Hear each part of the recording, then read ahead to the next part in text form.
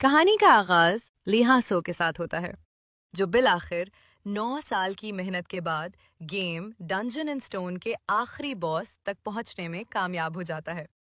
یہ گیم اپنی ناقابل شکست ہونے کی وجہ سے بدنام تھی۔ جیسے ہی وہ باس کے کمرے میں داخل ہوتا ہے، اسے توقع ہوتی ہے کہ اب اس کی زندگی کی سب سے بڑی لڑائی شروع ہوگی، لیکن اس کے بجائے اس کے سامنے ایک پراسرار پیغام ظاہر ہوتا ہے۔ ٹیوٹوریل مکمل ہو گیا ہے۔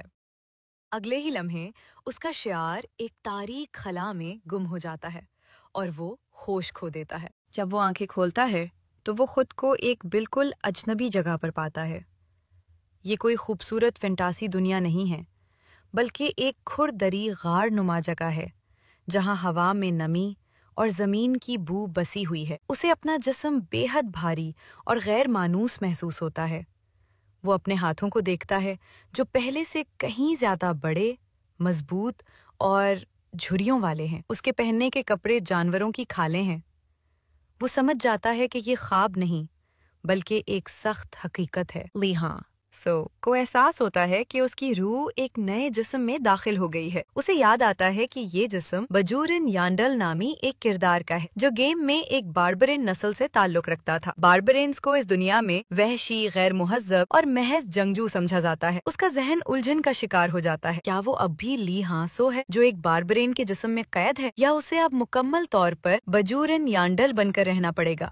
اسے جلد ہی اس دنیا کی سخت حقیقتوں کا پتہ چلنا شروع ہوتا ہے۔ یہ دنیا ڈنجن اینڈ سٹون کی دنیا ہے جو ایک قیامت کے بعد بچی ہوئی آخری انسانی آبادی پر مشتمل ہے۔ اس دنیا کے اپنے قوانین ہیں۔ مہلک لیبرنتھ، ہر مہینے ایک مہلک لیبرنتھ کھلتا ہے جہاں مہم جو داخل ہو کر خزانے اور وسائل حاصل کرتے ہیں۔ یہی اس دنیا کی معیشت کی بنیاد ہے۔ باربرین کی حیثیت، اس معاشرے میں باربرینز کو صرف ایک ہنر کے لیے جانا جاتا ہے، لڑنا۔ ایک باربرین جو لڑائی نہیں کرتا وہ معاشرے کے لیے بوجھ سمجھا جاتا ہے اور اس کے زندہ رہنے کے امکانات بہت کم ہیں۔ ناقابل برداشت ٹیکس، شہر کی حکومت ہر باشندے سے بھاری ٹیکس وصول کرتی ہے۔ جو شخص ٹیکس ادا نہیں کر پاتا اسے لوور کلاس سٹیزن بنا دیا جاتا ہے، جس کی زندگی غلاموں سے بھی بدتر ہوتی ہے۔ سب سے بڑا راز، اگر کسی کو پتا چل جائے کہ لی ہانسو کی روح نے بجورن کے جسم پر قبضہ کر لیا ہے، یعنی وہ ایک بری روح یا ایول اسپرٹ ہے، تو اسے فوری طور پر پکڑ کر سزائے موت دے دی جائے گی۔